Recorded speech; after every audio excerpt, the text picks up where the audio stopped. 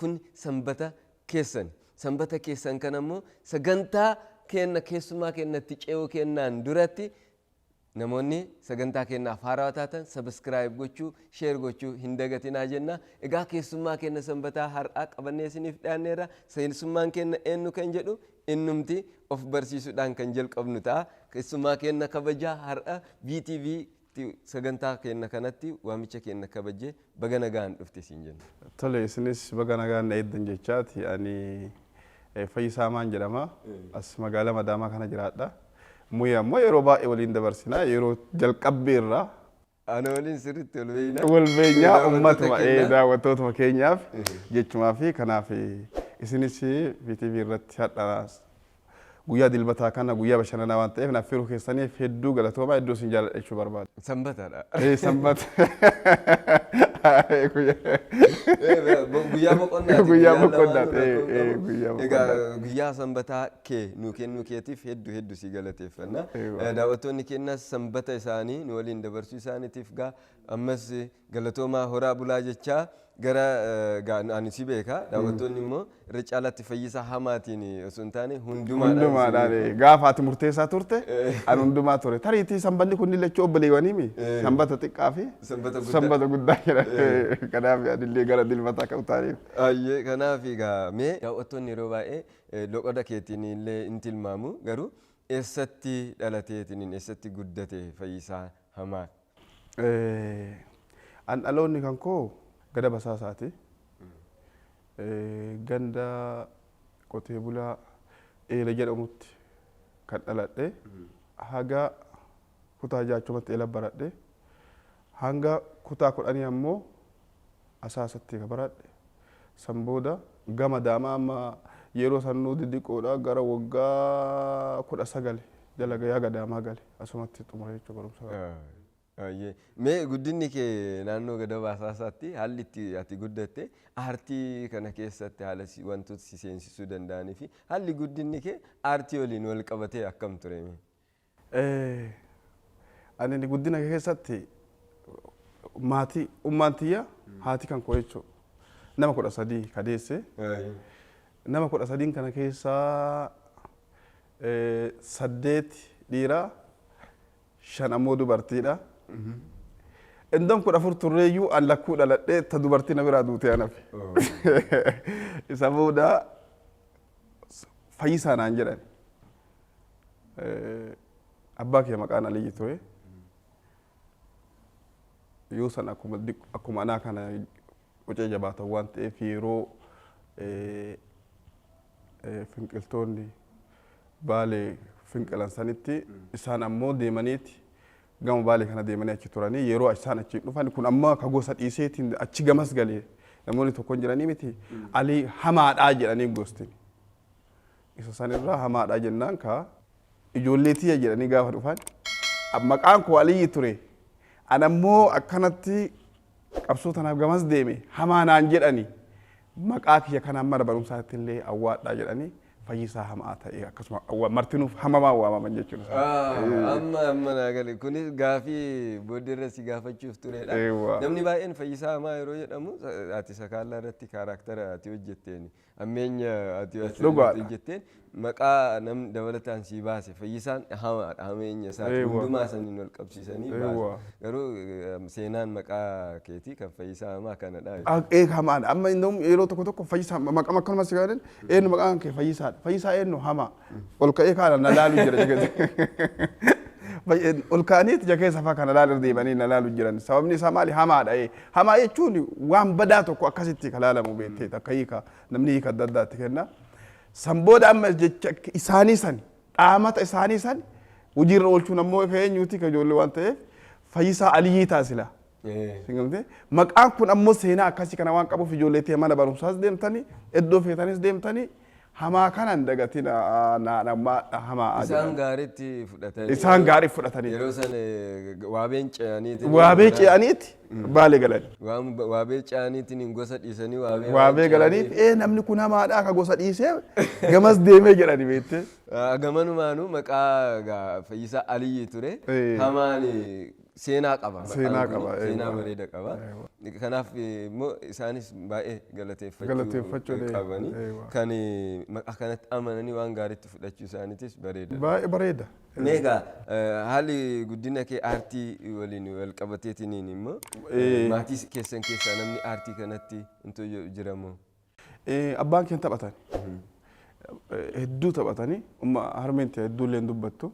Naannoo keenya sanitti akkam ture ganda duwwaa tokko yeroo dargii kana mana ijaareefiiti dargiin kun mana 500 ijaaree 0102 jedheeti duwwaa tokko duwwaa 2 jedheeti itti baase amma duwwaa tokko duwwaa 2 jedhee yeroo san 0102 jedhan afaan kunillee beektaa ol keessa baay'ee wanna jedhamee ture amma 02 kana keessatti ka dhaladhe jechuudha amma warroonni bulchan kunillee yeroo sanitti bulchammaan kunu taayitaan isaa guddaadha. Abbaan kee bulchaa kanas ta'ee maal ta'ee warroonni gurguddaa warroonni gandaa namni bebbeekamaan kun dhufanii tolitti yaa'anii beekte doobbiin nama gubu tokko hin jiraa miti doobbiin nama gubu sana isa kanatti harkaan muratanii tuman abbaan kee yoo hamaan hin jirreen ta'uu jedhanii bakka walgayiifaa ta'anitti bakka sibsabaa maal jedhaniitti ta'an kana fa'aatti doobbii muratanii dhaqaniitiin sibsabaa isaanii hamaan dhufe maraatichi jedhani isaan hedduu taphatan. Yoo inni hin jirre bulchaaleen ta'e warri abbootiin jaarsoliin gurguddaan kunniin illee isaanii wajjin taphachuu fedhan. Isaan illee ammoo hin taphatan. Otuma akkas jedhanii amalli isaanii gara taphachiisaatis isaan keessaa ammoo maatii kanatti amala gama isaaniititti anillee akkas taphataadha. Iddoo ati jirtu yeroo baay'ee mukaa'uun hin jiru. Hin jiru amma asitti amma abbaan fedhe illee yoo jiraate abbaan fedhe mana keessattis illee bakka amma ijoollee ta'e hiriyoota ta'e walii wajjinutis illee ani balu na beekuu dhabee dantaa isaati hin taphadhaan. Maali namni tokko maali inni wannaa afaan namaa kennu jira maaliif osoo nama hin beekne fa'aa akkanatti kolfuun kun maali akkanatti taphachuun kun fa'aa maali ani waliin hin jiraannu waliin hin turru mana tokko hin gallu na taajjabee baatee dantaa isaati haga achi jiru ammoo isa wajjin kolfee irra caalaa kolfiitii kiyyaan tapha kiyyaan ka deebee na jaalachuuf jira. Ogummaan kennas immoo dirqama akkasi nama kana dura beeyne sekandimeetti wal barteen immoo nama waggaa meeqa waliin turte jaalala fa'aa dhufa ka jibbe na jibbe maal naa godhaa miti waan ajjeesu na awwaalu kana jaalate ammoo jaalasa ittiin fuufa jechuudha. Ani akkaataa aartii kana ittiin gale mana barumsaatitti achirraa tapha sanirraa ka'e jechuudha. Mana barumsaatitti ammoo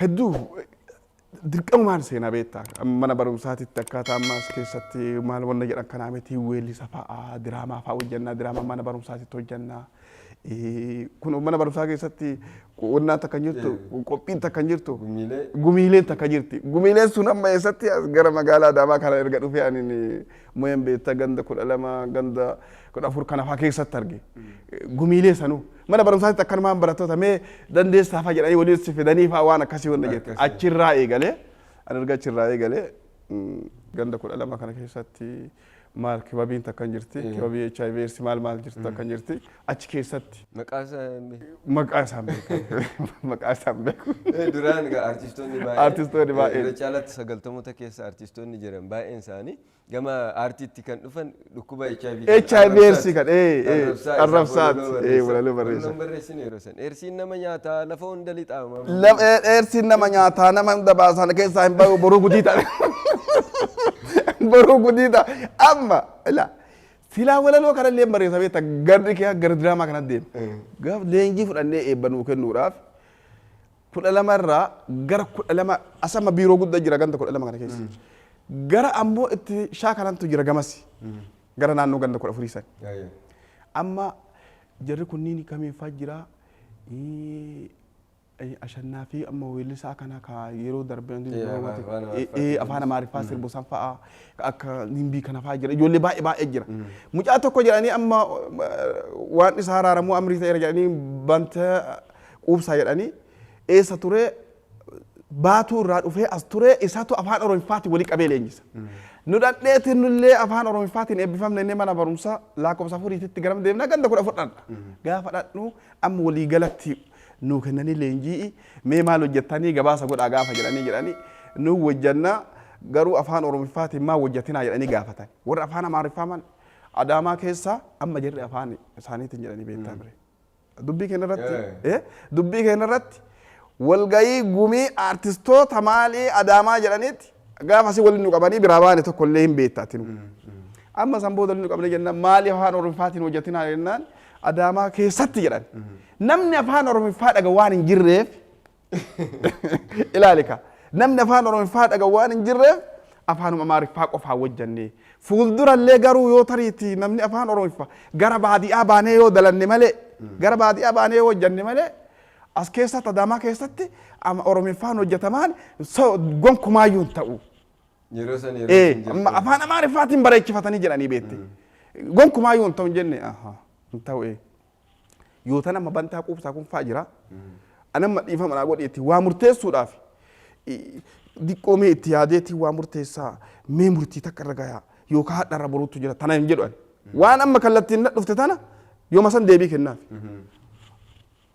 Bantaa amma rabbi isaa araara mucaan sun amri ta'e dheengadda baatuun ni jirga achi dhaga'e nama girmaa tashuumaa kana fa'aa wajjin illee leenjii baay'ee fudhatanii mucaan sun. Nama afaan Oromiffaa tiyaatirri akka fudhatamu magaalaa tanatti tiyaatirri utuu akkanatti kan wajjin guddatin akka fudhatamuu fi diraamaa nu shaakalchiise mucaasan. Amma yoo tana ammantaa tana shaakalchiifteef ulfaadhu fayyaa da'i galatoom. Ana ammoo bakka dubbiin akkana jirtutti hin barbaadu dhiisee baay'ee jedhee biraa bahee afaan Amaariffaatiin beeksifamaa magaalaa kana keessatti. Beeksifni afaan Amaariffaatiin magaalaa keessa beeksifamaa deema. Afaan Oromiffaatiin namicha tokko jira Astamiroo jedhanii haloo afaan Amaariffaa qofaani baay'ee diimtuu takka duuba itti godhee beeksisaa fi mana qopheessaa kana fa'a. Beeksisa sana hojjetteerta? Waaqa laaleeti abbaa kee ana kan birrii takka illee hin barbaadu afaan Oromiffaatiin ani illee hin dalagaa. Magaalaa keessatti beeksisa sagantaa garaagaraa. Namicha irratti qeerri yeroo tokko kan san booda namichi maal na godhe akkas taanaan goshi sabni isaa sabati gireetti haa galatoomu kootu jedheetumaan kaa nan galchine haloo anillee afaan Oromiffaatiin afuufe ka haga ammaa eessa turamee achirraa ka'e waa'ee pooliyoo waa'ee HIV/AIDS waa'ee maal kuni waajirri fayyaallee maal godhuu qabe afaan Oromiffaatiin afaan Amaariffaatiin haa beeksifamuu jechuu eegalan dubbii keenya irratti waajira fayyaa bulchiinsa magaalaa Adaamaa hedduu galatoonfachuu kan barbaadu asirratti barka galatoonfatamu jira beeki. San booda oduma dubbiin akkas jettu gaafa Doktor Kabajaadhaa Artist Alii Birraan gama biyyaatiin dhufan makiinaan guddaan duuba duwwaa kun nuu kireeffame dura afaan Amaariffaa qofaa miti hadha afaan Oromiffaatiin an beeksisuu eegalee jechuudha. Magaalaa Adaamaatti sirriidha waggaa dhiyoosii. Kan nuti waggaa 15 akkasii afaan Oromootiin hojjechamuu eegale. Garuu baay'ee guddina makeetii irraa jalqabeetini gama aartii kanatti dhufuudhaaf gaarsaa hedduu kaffalteerta. Mee waan tokko si gaafadha. Waan dargii Muhammadlee kaasti umriin kee meeqa? Dargii lakki umrii dhugaa dubbachuudha amma barana 21. Amma laa ta umrii tana dingata na dhuftee beektee.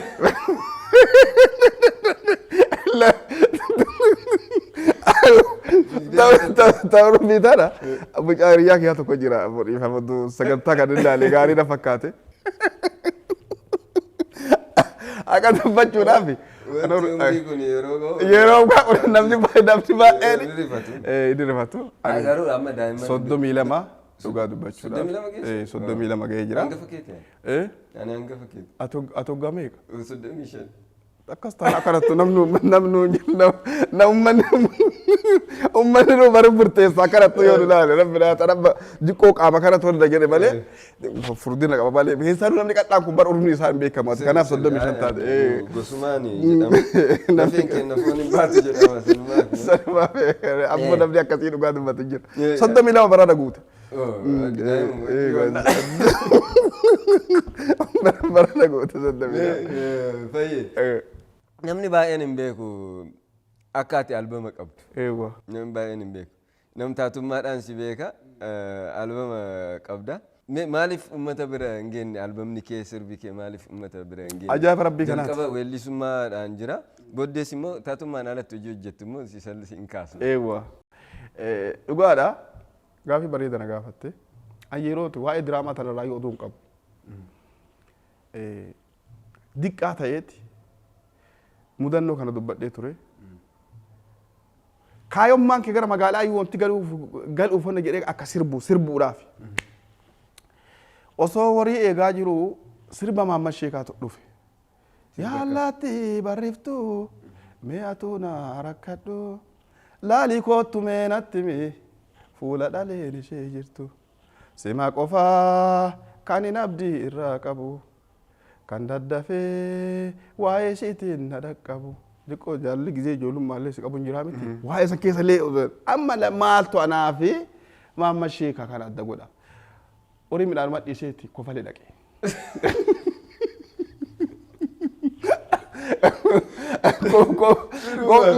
Sirbumaaf rabbi yakkane kofalee dhaqe.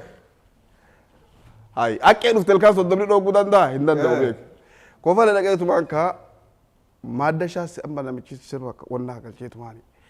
Maaddashaa wannaa hojjeta kunoo kana naa himi teephii cabdu teephii cabdu hojjeta. Ulii qabadheera. Maal barbaaddaa jedha afaan nama jiraatu maal barbaaddaa jennaan sirbuu dhufe jedhe. Sirbuu dhufte sirri dandeessaa mee jedhe anamma waan siimu keessa walaloo hin beeku yeedaloo hin beeku maal akka qabatanii sirban hin beeku maaliif akka deeman hin beeku gini sirbuma haa ta'u sirbuma namaa kanallee waan sirban se'anii beekta. Mees guyyaa jalqaba namichi si gaafate sirba kamsa. Rabbana tokko namatti galche kaa amma sirba eebbisaa sirbee. Qaxxi gargoore gaafa teephi gadi tuqu sanuu ilkaan fixee jira teephin isaa. Naashinaalii duraanii san. Jalqabe jedhe asiin gabatti darbaa maskuutii isaatti teephi sun. Nu hin beekamnu alaa gadaane nu Oromoodha haa nu beekanii.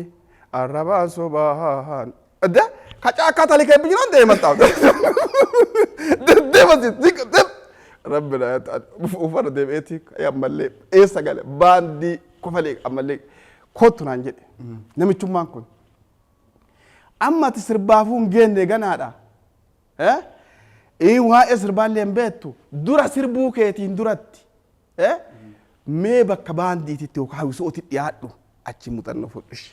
Ishi maal godhare hawwisoon takka kofalee kana keessa hin jirti hawwisoo sanis siqinaan jedhe hawwisoo san barbaadee hawwisoo san argee dhaqaye hawwisoo sanin argee akkaataa amma dibbeettiin dhaan kan akkaataa sirban kan maal jechuu kan kofalee bulii 15 akkana taa'eetti amma sanin eegee ammallee achitti tattaa'uma eegalee dhaqeetuma irra kennirraa horii gurguraa kaasatti sirba baasuuf jira horii gurgurina kennanii madaqaan kofaleetti dhadhiseetuma taa'e ijoollee wajjin balleesseetumaan deeman mallee boru dhumarra ga'ee fida albaamichi jedha.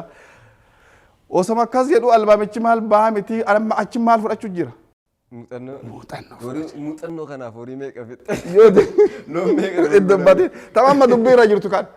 Mee dubbii kana sirri ilaali. Yeroo baay'ee yoo argite jette ijoolleen baadiyyaadhaa dhufanii ammas maal jiramte? Loonuma gurguranii istiidiyoo dhaqeetiin sirba kun warra keessaa noo. Waan kana ammoo ati si mudateen beeku. Ijoollee baay'ee wanti yeroo san waan narra ga'e beekuufaan. Ijoolleen baay'een gara dhufee sirbuuf deema gaafa jedhanii moo'ee waan kanarraa beeku. Amma sadarkaa kanatti sadarkaa amma aartii keessa seente kanatti gonta garaas nyaatu jira beeki. Ijoollee mateen ganaa ta horii gurgurtee haadharraa abbaarraa sangaa gurgurtee dhufteerra. Birrii fudhatanii dallaala jidduu ta'aniiti. Istiidiyoo warra afaan hin beekne bira geessanii sirbita jedhaniiti. Kan dhawu sun illee hin beeku, kan dhoobsisu hin beeku, harkaa fudhataniitiin biraa deematti. Isatti deebina. Isatti deebina. Wanta baay'ee keessa dabarteeti. Albama kee keessaa mee sirba jaalatu tokko nu affeerimi. Sirbi jaaladhu tokko. Ani si maafa malee waa been ilaala ibaada gangaa saaraho waa been ilaala ibaada gangaa saaraho. Ani si maafa malee bibitti noofte ibaada jangalaho bibitti noofte ibaada jangala. Ho bulloobonni roobu hareeti. Ho bullo sirbi kun osoo gabbaa'e fayyisaa.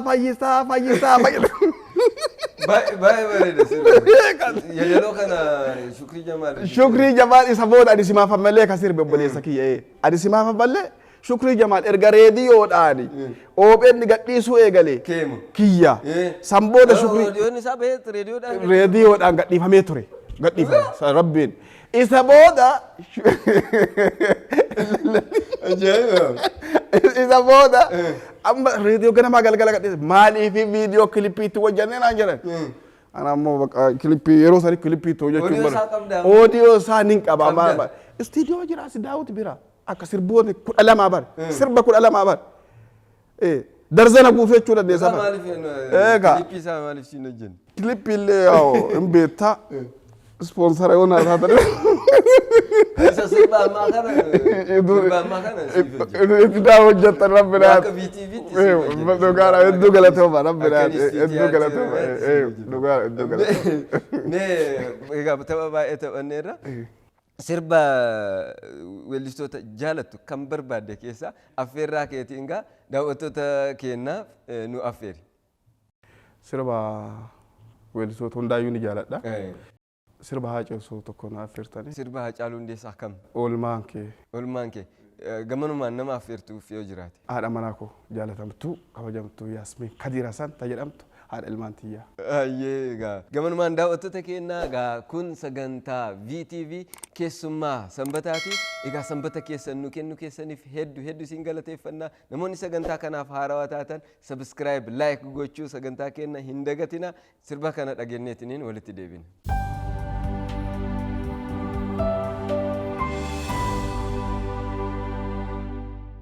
Egaa daawwattoota keenyaa sirba oolmaan kee Haacaaluu Hundeessaa daawwanneetiniin walitti deebineerra. Ammas keessummaa keenya sanbataa waliin jirra. Keessummaa keenya sanbataa ta'a weellisaa ta'uusaa immoo dhiyoo kana nuti barre inni garuu weellee keessa jiru isaa guutuu kan dabarseedha. Fayyisaa Hamaa hundumaa waliin jirra. Amma sirra deebi'uudhaan baga sanbata kee nuuf kennite. Isinis galatooma garuu mooyee asirratti oolmaa kan kee jaartiin tiyyaa madduu akka itti gammaddu abdii irraa qaba. Isiileen akka irraa gammaddu anillee baga na affeereeni. Asumarratti namni akkanaa waa nama affeeruu beekte. Waa malee nama affeeranii. Kanaaf dhugama akkasii oolmaa naa oolte haati ilmaan kan kooti. Hedduu waan jaaladhuuf sana affeereeni. Ati isiileen achi keessa ulaalti anillee achi keessa isii ilaala waan ta'eef. Akkasitti akka raawwattu fedhaati. Kanaaf gamanumaan immoo miira keessa galee anuu sirba dhagaat miira keessa galee beela. Akkasitti immoo weellisaa waan barbaannu affeerruutti miira keenya hundaa immoo bakka bu'eetiniin kan nuuf sirbeef immoo weellisaa keenya Haacaaluu Hundeessaa hedduu galateeffannaa. Biyyoon isatti salphatu. Egaa waa'ee haadha warraa kee kaasteerta. Maatii meeqaan geesse ijoollee? Maatii na gaafata atuu meeqaan geesse? Walumaa eegallee silaa walumaa xumuruu qabda atuu meeqaan geesse? Jalqaba akkasitti fuudhee aanadha. Dhugaadha. Waggaa hedduu duradha. Waa egaa.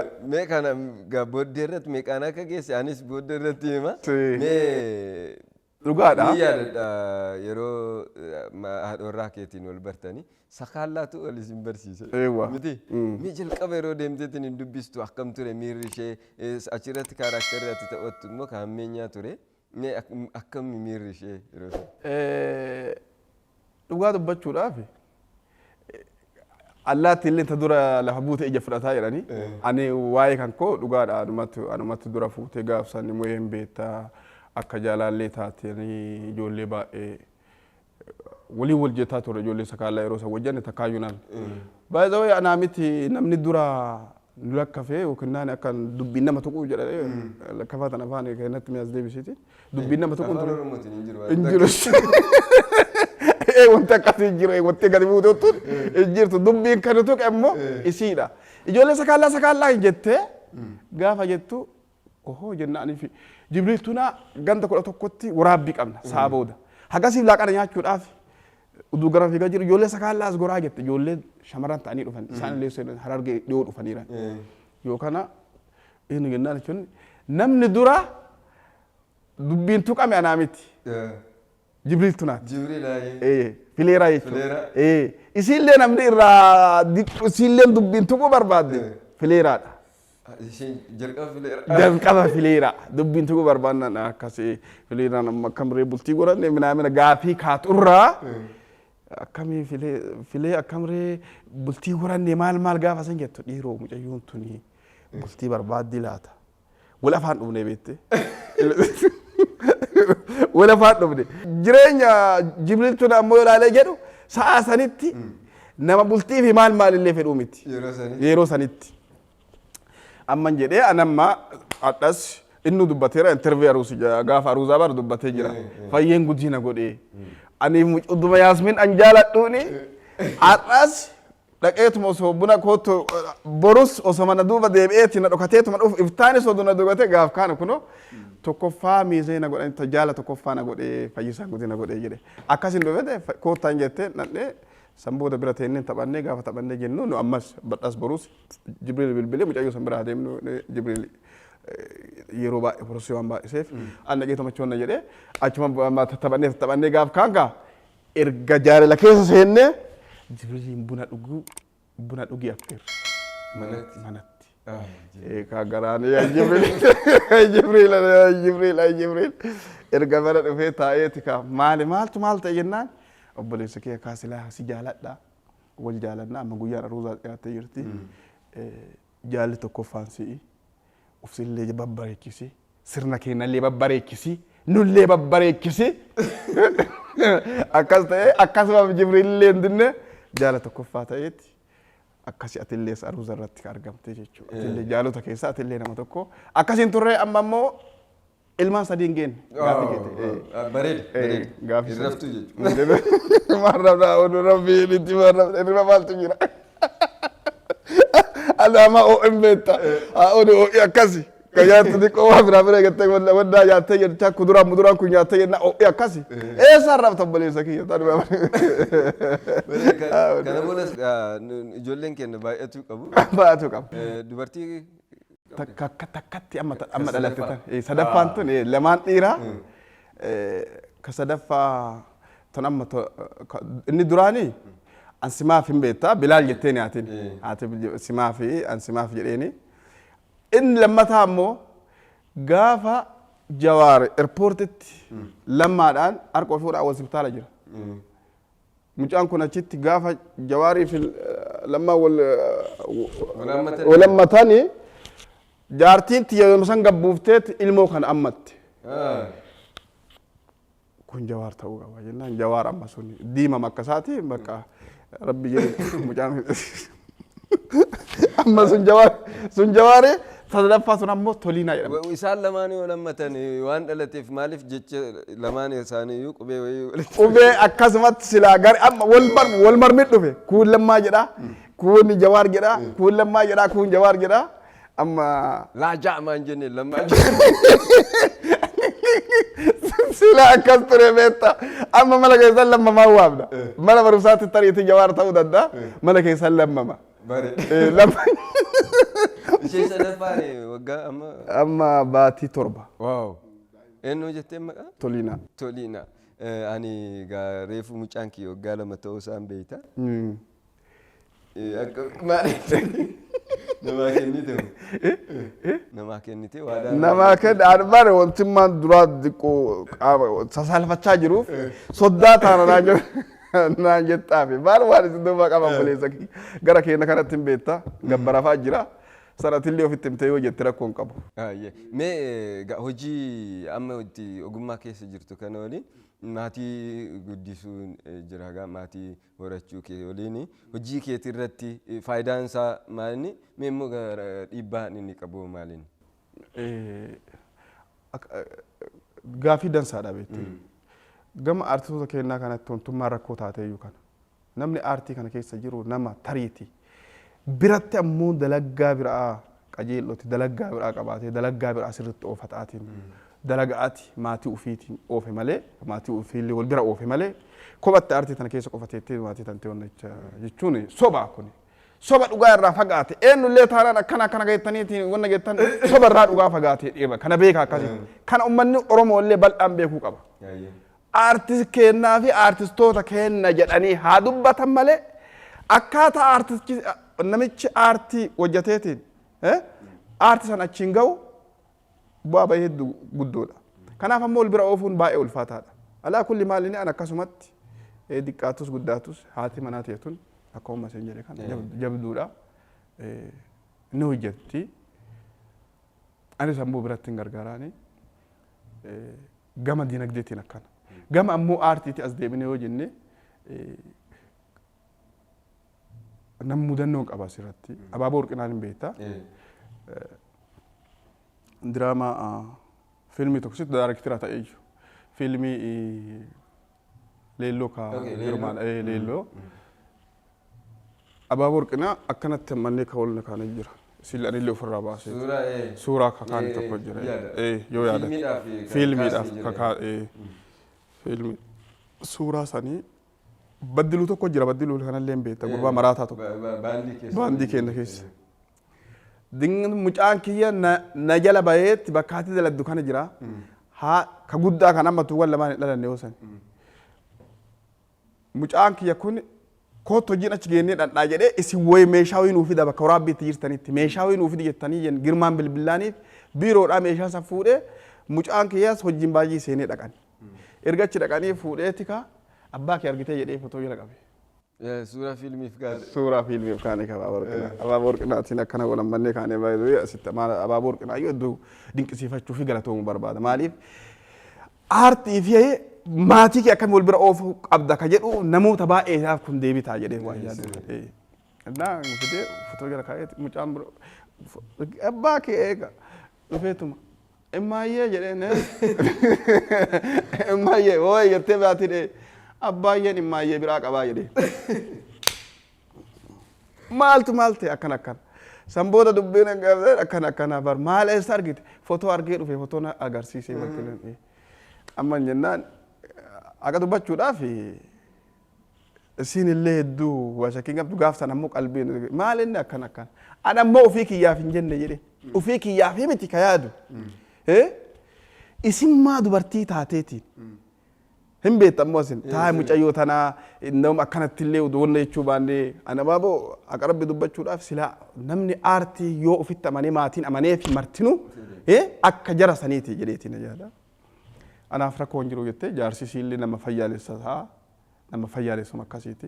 Kanaaf manatti rakkoo sitti uumee ture. Mee guyyaa meeqa qoqqobbiin sirratti? Qoqqobbiin akkana jechuun akkana abboo bara akkasii fiilmii akkana dalagu jirra dhugaa dubbachuudhaaf akkana. Waan akkanaati jedhee gaafatti indee ka fiilmaati ka fiilmaa taanaan ambar mucaan na himee jennaan dingatti si jala bayeetti waan sanna mucaalleen afaan inni kan beekta akkanatti qaceellotte balu fotoo maal jedheetti mudhifne waan akkasi ture boodan san biraa.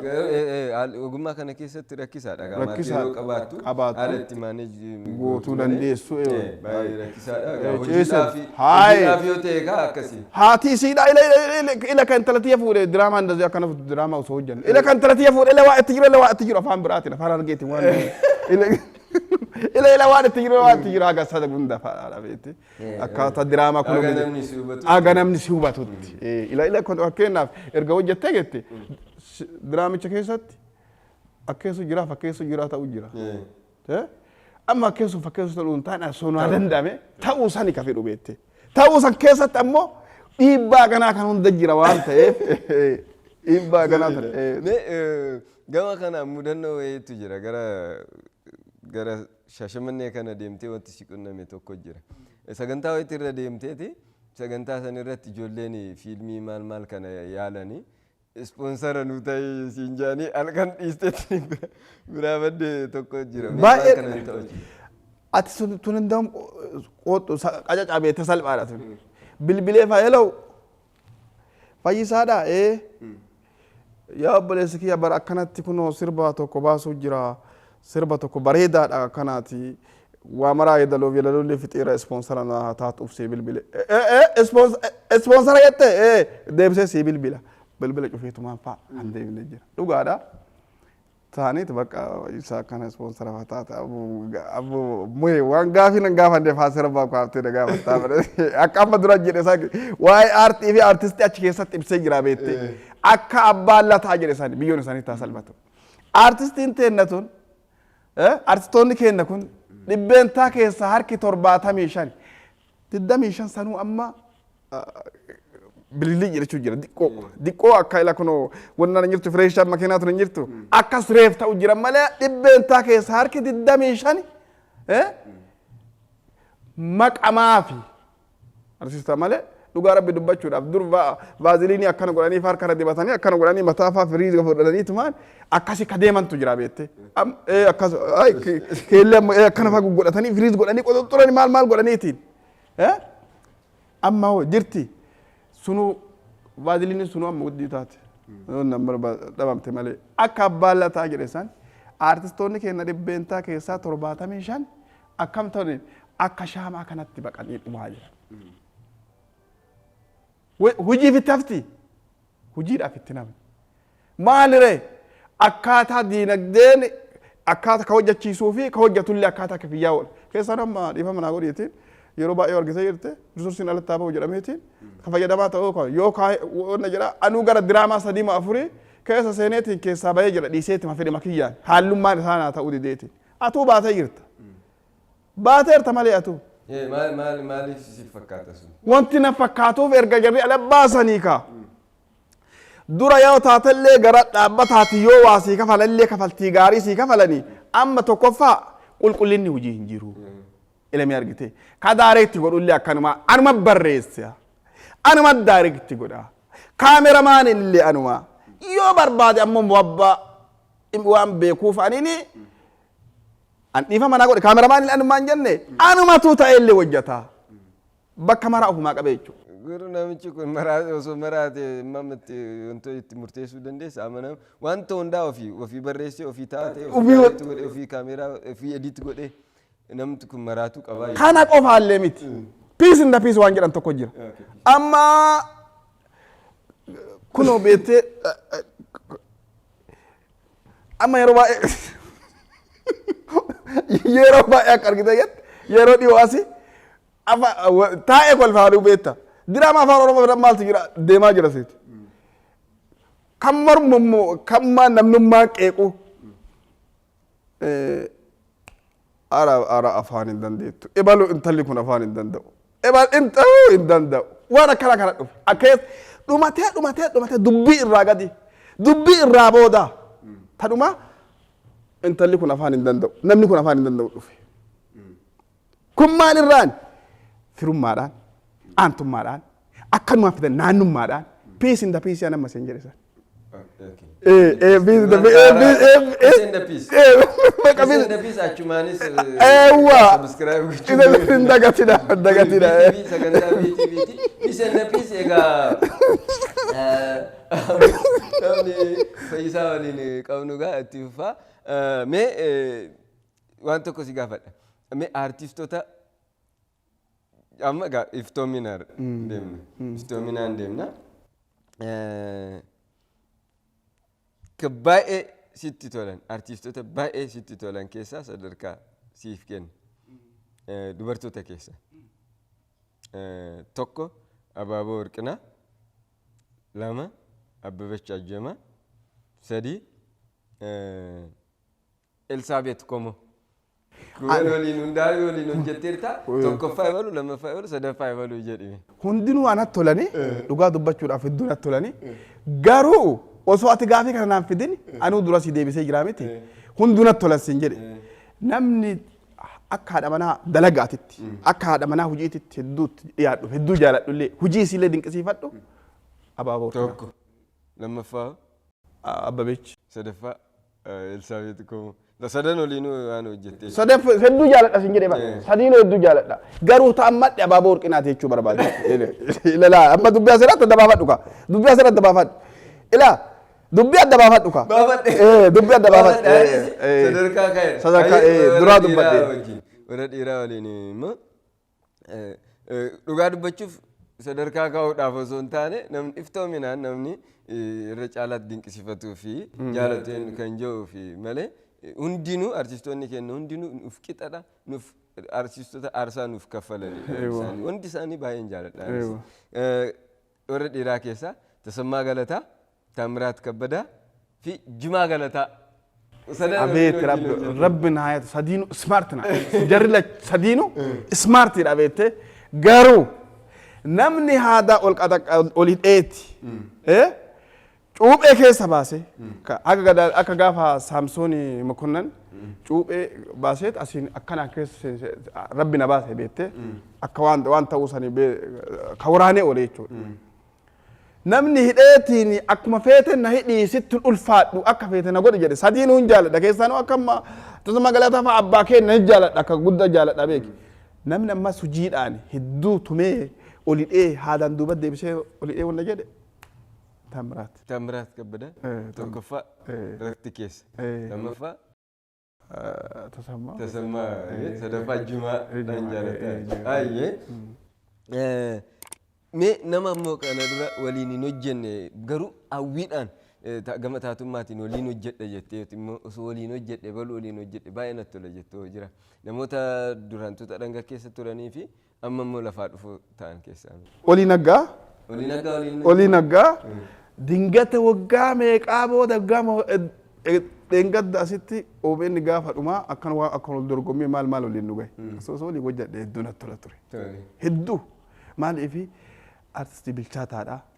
Nama akka Admaasuu hojiin muuxannummaan isaatu nama aarsaa osoo waa takka mallaqa waa'ee birrii takka waan eegaladne haga rabbi laaliitiin yoo tarii diime urmii illee taatiin malee hadha be'anii fati babbareenneetiin akkanatti inni haasaa jirra beekte osoo sanii argin yeroo ofii urmii guutuu aartii Oromoo tanaaf dabarsanii bilchinnaaf illee udoo akkasaa akka olii naggaaf argadhe olii hojjedhe hedduu natti tola.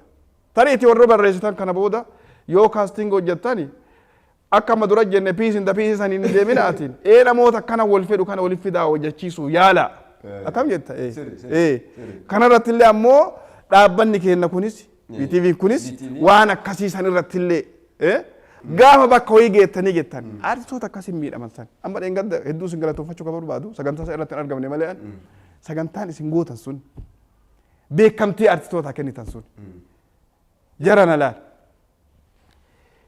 nama keessa dadhabe aneessa jiraa of argaa beektaa namni odoo laali kaa osoo waaqayyo kagattii sanatti ganaa isinuu inuufii gadi hin dhaabanne ganaa miila lamaan gadi hin dhaabanne miila takkatti osoo jirtani waan agattii sanii gootan gaafa miila lamaan dhaabattan ammoo maal akka gootan waaqayyo nutti agarsiisu ammas waaqayyo miila lamaan gadi isinaa dhaabu amiin jedha hin duffatanii dhaabanni kun dhaabata guddaa haa ta'u. Kanaaf jecha akkasitti yaadattanii ilmaaniin namoota keessatti dadhabisan akka akkasii waliif fidanii kaastingi irratti illee hojii irratti illee galatoonfachuuf illee waan akkasii akka gootan dhaamsa isinii dhaamsu. Dhaamsi kan hin to'aa jennuuti meedhuma irratti gaa of dura karoora hojii aartii kana irratti qabdu namoota wajjin hawwitu hundaa rabbi nu haa gargaaru nutis isin waliin isin hojjechiisuudhaaf ni yaalla waadaa osoo hin taane ni yaalla wanti of duratti artiin kenna kun amma yeroo kanatti haaromsa irra jira argiteerta music videoon kenna baay'ee mimmiidhagoon hojjetamaa jiru weellistoonni ajaa'ibaa bahaa jiru gama taatummaa kanaan gama fiilmiif diraamaa kanaan immoo xiqqoo gaappiin wayii uumameera isa sana immoo sirreessuudhaaf of dura maal ta'uu qaba kan jiru ergaa gabaabaa hime hawwiin kee immoo maal inni anini amma dubbii duratti jetti sanfaa keessatti ijoollee hojjettu walii hojjechuu hin qabne ijoollee walii hojjenne amma si wajjinu osoo diraamaa tokko dheeraa yookiin fiilmii tokko lama si wajjin hojjedhe natti tola. Sababni isaa yeroo sanitti mo'ee yaadatta yeroo makkaatoo keessaa dhunneet keessaa dhuddee ati fa'a gadatti gaafa waraabbuu qabnu makkaatoo keessaa dhuddee makkaatoo kaameraa takkaan kan waraabamtu kiloozaappi shuutaappi waan jedhu tokko jira. Gaafa shuutaappi fudhatee namichini kiloozaappi deemu makkaatoo ati keessaa fixxee jirti. Isa booda gaafa bishaan itti qicceetiin akkasii waraabamne jira. Hiyyaadattoo ta'e waan jiru. Amma sadarkaa isa irra jirraa ka jedhuuf sadarkaa isa irra jiru. Rabbi galanni haa ga'u. Yoo barbaadne jenne aniifatti illee taatu dhiqqaatullee kiisha kennaa jedhee aboo dhiisi makkaatoo tana kabiraatiin lamaaf sadiin nu jijjiiraa. Akkaataa ittiin dhumne waaqa qofa beeku namaan beeku taakka jedhe. An fuulduraaf aartiin kenna kun akkam ta'uu qabaa isa jedhuuf hundinuu ga'ee isaa baachuu qaba. Amma fakkeenyaaf namni daareekti godhuuf anammallee asitti bakka eessa deebi'achi deebi'a. Daareekti godhuuf ka gayyaa'e jira. Kama barreessuuf gadi yaa'e jira. Kama ammallee hin ta'aaf gadi yaa'e jira. Kuna martinuu maal inni laallamee ibaluu hagam hunda gadhaa ibaluu hagam keessa miidhame ibaluu hagam dandeettii qabaa. Ibaluu hagamii viidiyoo waraabu san keessallee kwaalitiin isaa akkamii. Isa akkanaa kana keessaa qulqulleessineetiin gama muuziqaatiin waan dhihaa galatoom. Dura waa ijoolleen ta'e nadhaa Awurooppirraa Ameerikaa bakka feete deemteetiin sirbaa jiran nadha. as keessattuu mana hin seenne marattuu mana maraa yoo seenneetiin jennu ka dur wannaa qofa sirbaniitiin enee girina ka'e amma sun martinuu hafee jira yoo diqqaatee sirba kan kee waan kee dhageettee baata. Ilaalika. Gama muuziqaatiin gama weellistootaatiin muuziqaan garana yoo dalagame rakkoon amma gama keenna gara tiyaatiraa kana jirtu maali inni tiyaatiraa fiilmii jirtu maali inni. Kana akkata waan amma dubbattee kan waan amma dura keessa dubbannee san waan akka piisin dapiisisan dhaabuudha. Waan anattaa jedhan dhaabuudha. Waan beekumsaan kaastingii irratti kwaalitii isaa eeguudha. Eenyuun naa bahuu danda'a eenyuun naa hojjechuu danda'a. Iskiriiptii immoo seenaa cimaa qabatu. Aktarootis immoo aktoroonni nuti kana dura hojjetaa turre akkuma jirrutti ta'eeti. Ijoollee haarawwan. Ijoollee haarawaa dhufan irratti immoo haarawwan. Amma dubbii keenya irratti diraamaa tokko haarawaa eegallee jira. Haqa dubbachuudhaaf. Amma nu kiyyoo. Kiyyoo. Amma nu akkaataan itti toraale iddoon isaa hedduu namatti tola. Mucaan amma daarektillee Alamuu Qumbiiti. Anaanat tolee keessaan beektaa wanta sitti tolu tokko jiraa miti. Wanta amma akkanaaf si gizee darbe yeroo darbe sanii durseentee keessaa abdii si murachiisee gadi dhiisu sanii miti. Kun beektee itti dhugamtee aktiivota hedduutu irraa wal gaheera. Kan Meerii Fanda'u. Meeriin meejir kaarakteri taatee kan hojjettu. Meerii Didhaadhaa. Ijoolleen amma achirratti wanni jedhan ijoollee haaraa hundumtuma haaraa hanaaf kanneen beekte. Ani amma ijoollee haaraa saniin walitti dhufee hojjechuu kootiif hedduu galatoo. Hedduu gammadaan mataa kiyyaanii tareetii. Fuuldura ijoollee san keessaallee haala gaariidhaan walitti dhufeensaan amma asumarratti maal inni ijoollee san keessaallee ilaalaniitiin ijoollee fuula haarawaa fi ijoollee dandeettii qabdu argee jiran achi keessatti haga kiyyaa jechuudha. Argite namoonni biraallee kan jedhan ijoolleen biraat akkasii akka tamma dubbii kaaftee san ijoollee biraat haarawaa ta'anii fuula haarawaa ta guddachuu danda'an. Ta'ana bar harka torba na caalanii dalagantu jira bar. Kasi caalanii dalagantu jira bar. Garuu maal dhaban carraa dhabanii bar. Erga ka walitti dhiyeennaan ka dalagamu taate akkamiin carraa argachuu danda'an. Mee yeroo ijoollee akkasiitillee carraa kennameetiin akka dalasi. Carraa kanatti immoo fayyadamanii ijoolleen kennis gara leenjiitti akka dhufaniitti Inistituutiin Aartii Oromiyaa leenjii gama taatummaatiin leenjisaa jira. Akkasumas VTV'n immoo dhufaa jira. VTV'n sagantaa bashannana qofa irratti kan hojjetudha. Aartii keenya irratti aartii keenya ceesisuudhaaf guututti namni bashannanu yeroo barbaadu rimootii isaa VTV irraa akka godhatutti hojjetaatiin jirra. Kana jijjiiruudhaaf nutis immoo waadaa gallagaa.